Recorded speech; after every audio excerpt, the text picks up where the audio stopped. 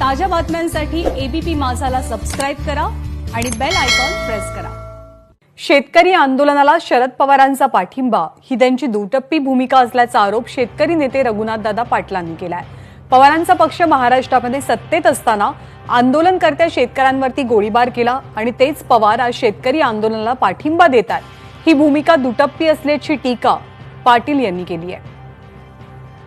शरद पवारांची ही भूमिका दुटप्पी आहे याच्याबद्दल काही वाद नाही आहे। याचं कारण असं आहे की शेतकरी आंदोलकांच्यावर गोळ्या घालण्याचं काम यांच्याही काळामध्ये झालं। हे काँग्रेसचे आणि राष्ट्रवादीचे नेते असताना, यांची सत्ता असताना यांनी आमच्या शेतकऱ्यांच्यावर गोळ्या घातल्या। आमचेच पैसे आम्हाला तुम्ही व्याज कापून घेऊन देता, शरम वाटायला पाहिजे। ही व्यवस्था पुन्हा राहिली पाहिजे म्हणून जे आंदोलन चाललंय त्या व्यवस्थेला, त्या आंदोलनात तुम्ही पाठिंबा द्यायला निघाला।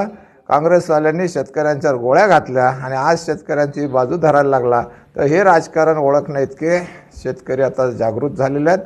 तुमची ही लबाडी चालणार नाही।